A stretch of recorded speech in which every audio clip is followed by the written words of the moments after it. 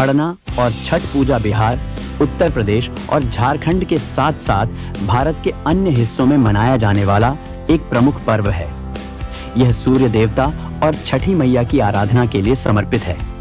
आइए जानते हैं इसकी कथा और महत्व। खड़ना का महत्व और कथा। खड़ना छठ महापर्व का दूसरा दिन होता है।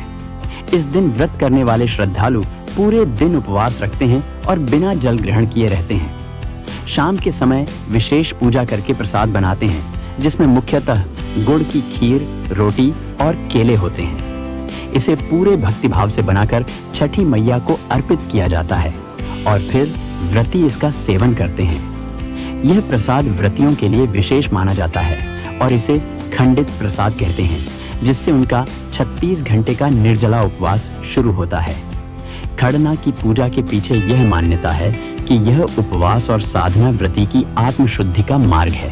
खड़ना की पूजा के पीछे यह मान्यता है कि यह उपवास और साधना व्रती की आत्मशुद्धि का मार्ग है।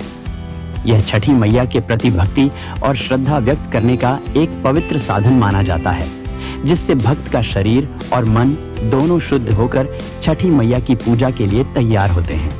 छठ पूजा की महिमा और कथा। छठ पूजा का मुख्य उद्देश्य सूर्य देवता और छठी मैया की पूजा करना है। यह पूजा 4 दिनों तक चलती है और हर दिन एक विशेष अनुष्ठान का पालन किया जाता है। छठ व्रत को कठिन व्रतों में से एक माना जाता है, क्योंकि इसमें पानी तक का त्याग किया जाता है। छठ पूजा की एक प्रमुख कथा राजा प्रियव्रत और उनकी पत्नी मालिनी से जुड़ी है।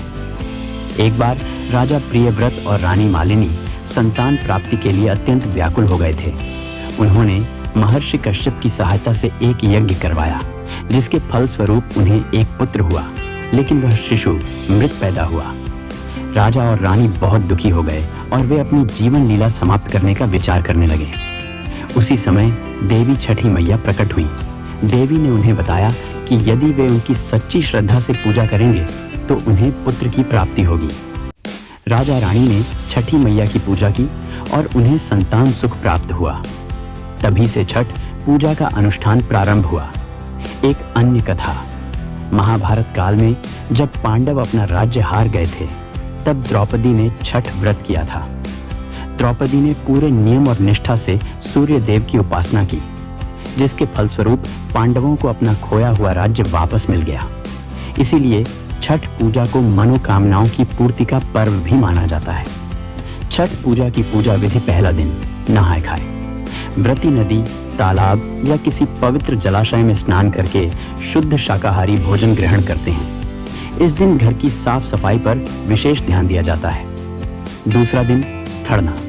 पूरे दिन निर्जल व्रत रखा जाता है। शाम को विशेष पूजा और प्रसाद ग्रहण करने के बाद 36 घंटे का निर्जला उपवास शुरू होता है। तीसरा दिन संध्या अर्घ्य। व्रती अस्त होते सूर्य को जल में खड़े होकर अर्घ्य अर्पण करते हैं और सूर्य देवता को धन्यवाद देते हैं। चौथा दिन उषा अर्घ्य। सूर्योदय के समय अर्घ्य अर्पित किया जाता है, जिसके बाद व्रतियों का उपवास समाप्त होता है। छठ पूजा के अनुष्ठानों और कथाओं में शुद्धता, भक्ति और संयम का महत्व बताया गया है, जो इसे एक अद्भुत और पवित्र पर्व बनाता है।